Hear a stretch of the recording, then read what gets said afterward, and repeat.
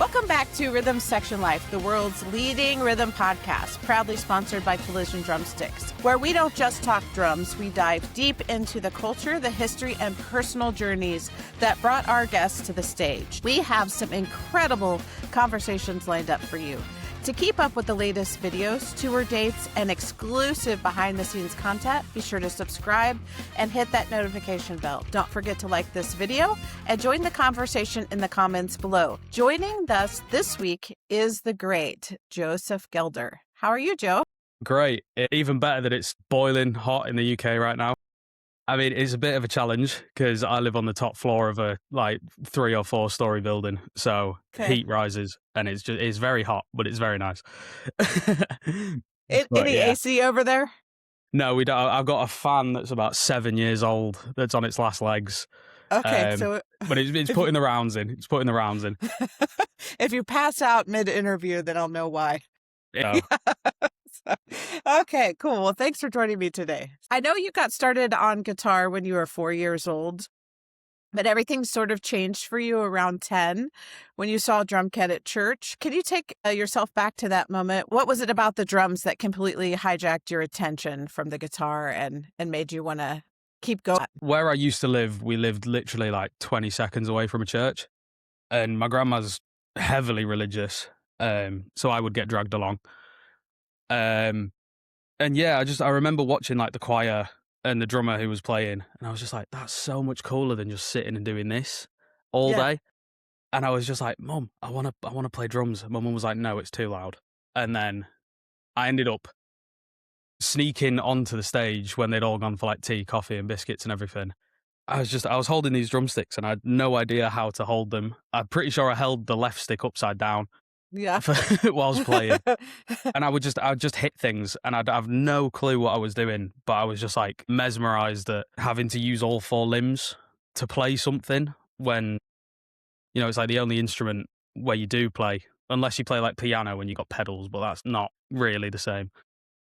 But yeah, I was infatuated by movement and making sure everything was in the right order and the right pattern, and think the music I listened to as well, because I was brought up on the Smiths and Pink Floyd predominantly, and I was just like, this is insane. You can actually do this. But yeah, it was just, honestly, it was just the movement, really, of just doing everything and anything that you could than a E minor chord. And really, I don't know if you have this experience, but for me, it's sometimes if all 4 things are going at once, I have to stop thinking about it to get it to work. Because if you're thinking about it too much, it doesn't work. There's been some gigs where I've let go too much, and I'm like, oh, I've missed something there, and I have to remember to not remember to do that. But it's a really weird thing. I mean, once you play for I'd even say for over a year, you kind of just know where things go. And it's the same with anything, really. But yeah, it's just sometimes you just go completely white. And that's the main thing I love about it, because it's just an escape. And, I'll play an hour-long gig and the hour will go by like that. And I'm like, oh, that was fun. Can't remember any of it. Did you spend a lot of time playing at church? I didn't play for the church. I had football and stuff that I would do after school, which every other kid in the UK does. But on Sunday, that was my time. And I would just go and I'd have half an hour. But then it was around year 8. So I was about 13 or 14 in high school, where I got my first E-kit. And every living second of every day, I am hitting this thing until I get everything that I need to know down. Yeah. And it was it fully consumed my life. As drummers, playing is an outlet for us in many different ways, sometimes physically and sometimes mentally. I think that you've talked about how that helps both your physical and mental health. Can you kind of expand on that a little bit?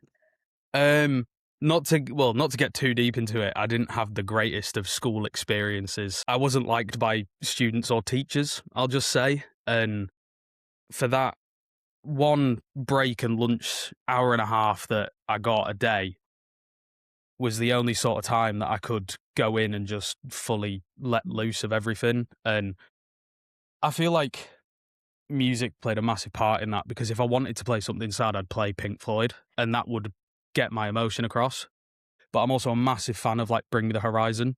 So Okay. when I was angry or something like frustrated me, I'd then go and play Bring Me the Horizon. And I think physically it tires you out and it gets you like, right, my body can't really do anymore.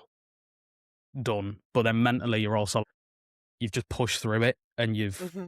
gone through that sort of this is how I feel, this is the emotion that's coming across, and then that's what you play. And I think that is a massive, massive help. And I think it should be implemented a hell of a lot more in schools than it is at the minute. Because I think a lot of people would benefit from having a vice like music. Yes, I agree. And before this interview, I interviewed Sol Kerr, and he talked about how when he was 10 years old, his mother got him playing drums because he had too much energy and he was getting in trouble in Yeah. school and things like that. And it helped him channel that energy in a positive way. And I think that you're right about that, that if we had outlets that were more positive, like playing drums, because it's Yeah. physically and mentally demanding, it would expend the physical energy, but also releasing those endorphins helps the mental aspect too. Yeah. 100%. I mean, here in the UK, it's so well, especially down in London and the south of the UK. I mean, I'd arguably say the biggest genre of UK music is like drill rap, and it's so aggressive and it talks about so many like dangerous things. And then you go there and everyone is just a wannabe gangster. And I really do think that the music you listen to really does portray kind of who you are. I personally try and not let it show too much. I think that's just because I like everything music wise. So I can't really pick what mood I'm in. But I feel like music definitely has an effect on who you turn out to be or who you become, so to Right. say. There's definitely an impact of, like if you grow up listening to jazz music, you're not going to go become a gangster and like become Tupac essentially. Like you're going to come up sophisticated. But yeah, I definitely think music has like a massive influence on who you turn out to be as a person. Yeah, I would agree with that. So speaking of teachers, you talked about your teacher, John Powney. Is that Yes, okay? And John and he Powney. and how he didn't just teach you chops, he taught you everything from reading to taking care of gear and tearing it down, setting it up. And so he kind of gave you a blueprint for your lifestyle. Can Yeah, you big talk time. about him? Um, yeah, so I mean, in school it's a bit different because I just had the one lesson a week. There was an hour, and then I'd play whenever I want, and I wouldn't have to worry about, oh, I've got to rehearse these songs for this gig. But then when I went into college, there was all these other students that were there, all like drummers, and I was just like, "Do you want to tear down the kit and put it up this way?" And they're like, "I don't know how to do that." And I kind of felt like I just had like a massive cheat code going into like a more professional world of drumming. Not many people, well, I imagine a lot of people can read manuscript, but not many people can. Like, especially like drummers that sight read and play whilst they read, they obviously can read. But like your average drummer, like just does not know. I wasn't like, oh, I'm better than you, but I was just like, I've got more foundational knowledge than you, Yes. which factually makes me that little bit better just off the rip. Right. Um, yeah, so I really felt like I had just the biggest cheat code in drumming because I know all of like, the side quest things and not just the main boss fight of just Hmm. playing a gig. So it helps massively as well because I can set up a kit and tear it down in like 10 minutes, Okay. maybe even 5 if I'm playing like a one up, one down. But yeah, just massive Now, cheat code. I think all of that you're talking about is important to being a professional drummer because we sit and practice and learn all these parts, but loading gear in and out and booking gigs and being pleasant with the club owners, all of these things are part of the big picture, putting yourself on social Yeah. media. So if you develop those skills too, it's kind of a necessary evil to be a good bandmate Yeah, and a good, it's like with the band I'm in now, they know more about their instruments than I know probably about being alive and just waking up and breathing. So it's like to have bandmates that are as passionate about knowing every minute detail of every single millimeter of of their instrument is really good. And yeah, it's just I think it's such a positive thing to have Hmm. because obviously you tell someone you're a musician, they're like, "Oh, keep your job." Essentially, it's a slim picking game, but with knowing everything that I know, what's to say that I go work for like SJC or Peisty and then go into that area of music, or even work for Collision and make drumsticks? And that just gives you so many more possibilities of staying in the music industry and still, being happy with what you do for a job. Right. Doing something you love. You mentioned that getting deep into this knowledge, drums just kind of took over your life.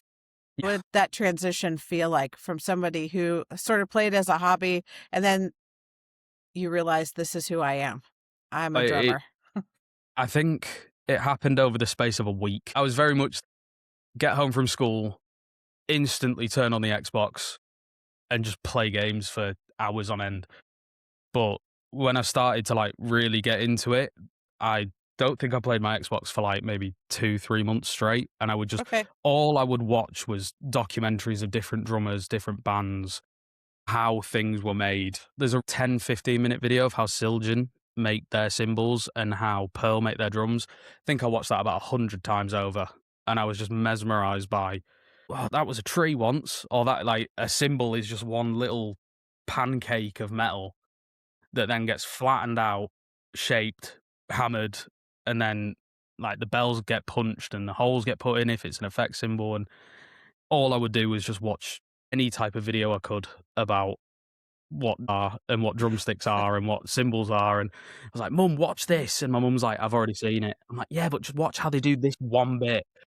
And my mum's See, like, you showed me that yesterday and the day before. I'm like, right, Dad, your turn.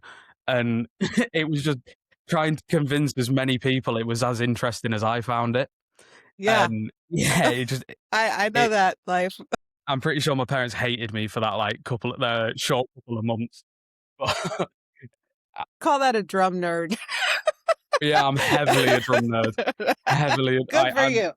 I literally had a package come today of drum gear, and I've just finished putting it all away. Let me So film myself taking it apart. I got a 16-inch effect crash, and I was just sat on my couch and I was just looking at it, and I was just looking at the reflection in the sun. It was really sad, but I love it really. So it's one of them.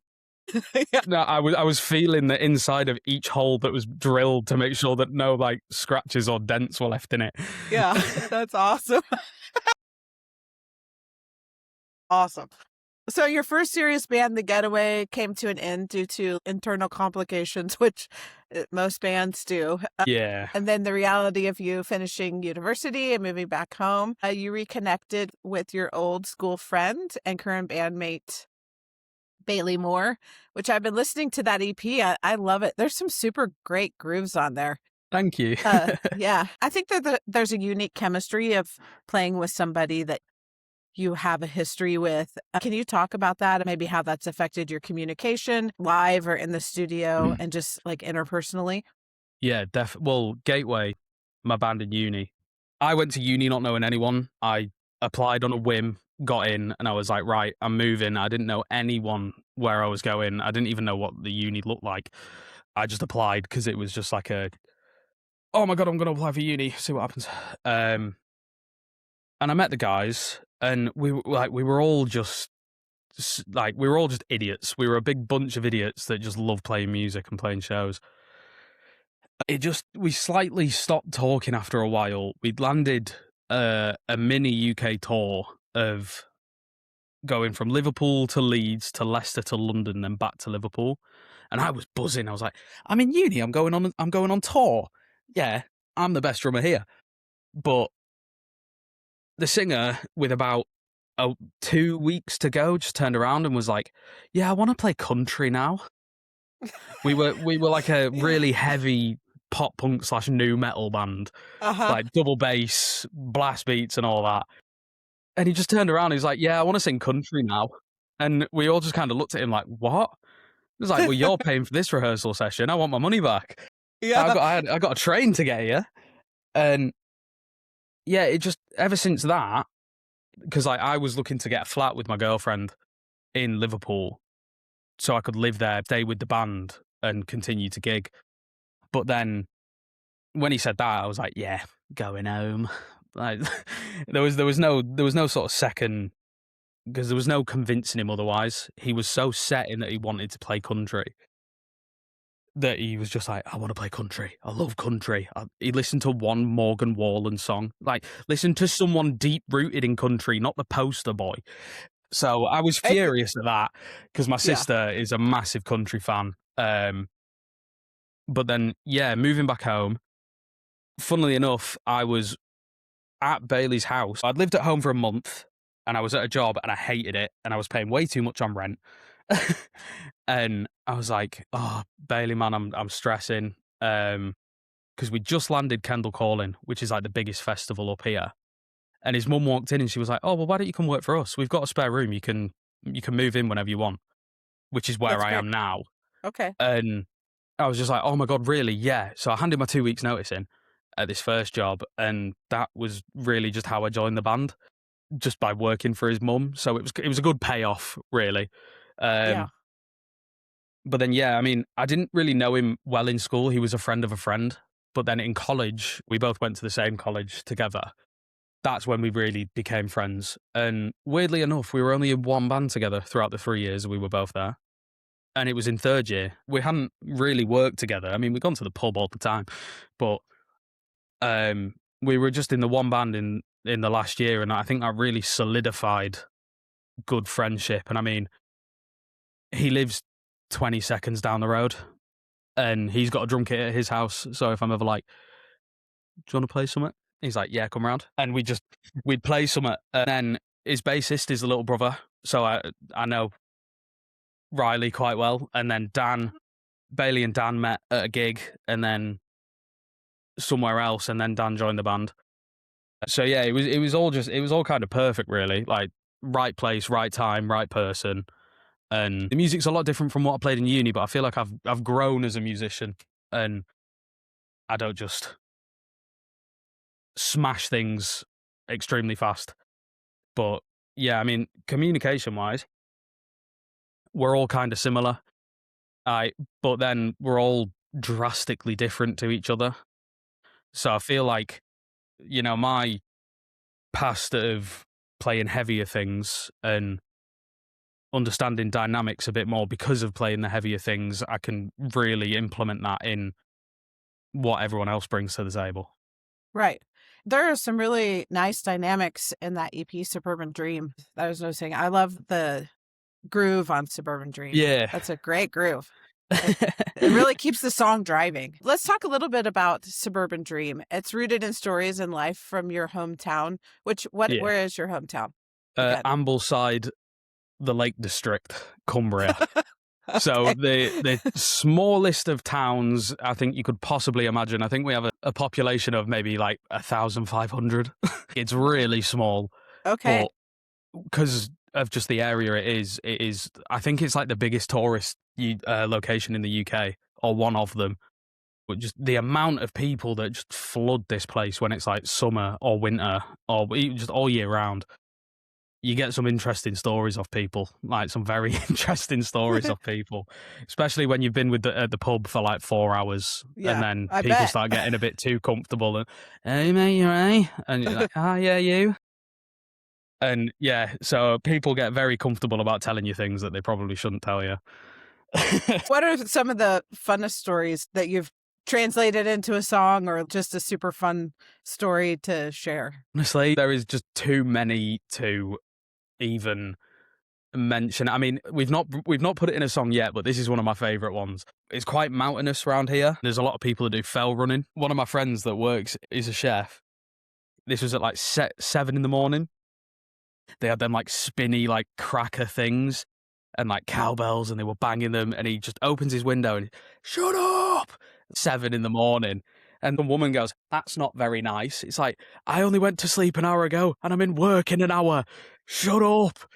And it's just like, It really does just kind of feel like some weird movie that you're in, because nothing ever sounds real, or like, nah, that didn't happen. And then you see a picture of it and you're like, oh, that did happen. That's quite interesting. And That's funny. it's just really surreal, like living here. What makes it such a tourist area? So we have the biggest lake in the UK, and it's called Okay. Lake Windermere. And if I was to say, it looks like something out of like the Lord of the Rings. Like, that's just the perfect way I can describe this place. There's just mountains and open area. There's castles. There's big forests, lakes, waterfalls. It is quite a pretty place, I won't lie. So I'm very lucky to live here. I'm not a city person at all. I'm a country boy at heart. So yeah, it's nice living here, but the tourists do get in the way when you're trying to just go to the co-op and get like a bottle of Coke. Right. Yeah. So be warned, tourists. I have said my piece. Beware. Let's talk about your drum parts on Suburban Dream on the EP and about how you approach the groove. And I know you like to do some open and close hi-hat stuff. It's pretty tasty. I really enjoyed listening to it. Can you talk about how you think about drum parts or how you approach it from a songwriting point of view? Yeah, so the song had already been written by the time, like before I joined the band. And it had like, I think 2 or 3 other drummers that had their crack at it. And they all sounded good. I'm not going to lie. I listened to all the takes. But for me, it's really establishing like a solid kick and snare. And then it's just adding cymbals or rim shots. Don't overdo it. If you're playing like and doing way too much than you need to, it's almost as if you're just cramming everything into a really small glass. You're just cramming everything into a really small spot. And if you just keep everything nice and open and nice and like crisp and clean, it'll sound 10 times better than trying to do all these triplet fills. So yeah, I try and keep it really simple. I add my own little flair on it, and it's really sad. But the open and close hi-hat bit, what's that Taylor Swift song? Shake It Off? Yeah, I listened to that Okay. like 2 days before, and I was like, oh, That is actually a actually cool drum beat. it's quite a cool hi-hat pattern. So then I Yeah. implemented that, but then made it my own and matched it with the guitars when they go, Yeah. and then so that is how I came up with the drums for that song, is just establishing good kick and snare and then listen to a Taylor Swift song. It's important though, because, you know, we can play all these amazing drum fills for drummers. Yeah. Or we can play parts for everyone to enjoy. I think playing to the song and making the song interesting so that people want to listen to it is something that is really important. And oftentimes that is just plain simple with some tasty fills. And then you have some really nice dynamics in there. So that helps invoke emotion in the songs. Yeah. I mean, there was one thing I really struggled with nailing for the song, and it was a 7/8 during the post-chorus, I think it is. I could not nail 7/8. Like, every previous song I'd played was 4/4 or like, just the most basic of basic. And then I was like, oh, that sounds weird. I can't count this. You gotta but count then- it 1, 2, 3, 4, 1, 2, 3. Yeah, That'll I help. was like, is it 1, 2, 1, 2, 1, 2, 3? Is it 1, 2, 3, 4, 5, 6, 7?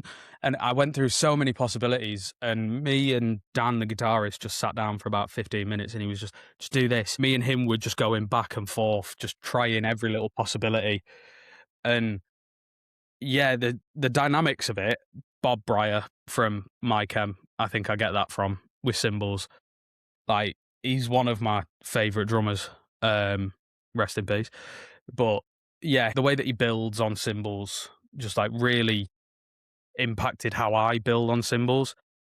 You can spam the hi-hat, or you can just go mega fast on the hi-hat, but if you slowly open it and just build the tension, it'll give you such a different sound than a crash will. And that really like stuck for me. That's great. I think you've already accomplished some of your massive goals. You said playing one of the biggest festivals in the UK, cutting an EP with your best friends, and landing a stick endorsement with Collision. When you achieve those milestones early on, what are you looking to conquer next? Honestly, just making this, I hate saying the word job because it's not a job for me. Like, I'm just doing my hobby, but a hell of a lot more than anyone else does their hobby. Um, but yeah, just to make it a job and earn a stable income and just continue to do what I love. Whilst I was at uni, I did teach a couple of people. I was a little bit of a drum tutor. Like, I wasn't anything mega, but like some of the guitarists that were there were like, "Oh, how would I play this?" And I'd show them and I'd do that. So, I mean, just anything to stay in playing drums, whether that's Right. teaching people, building drums.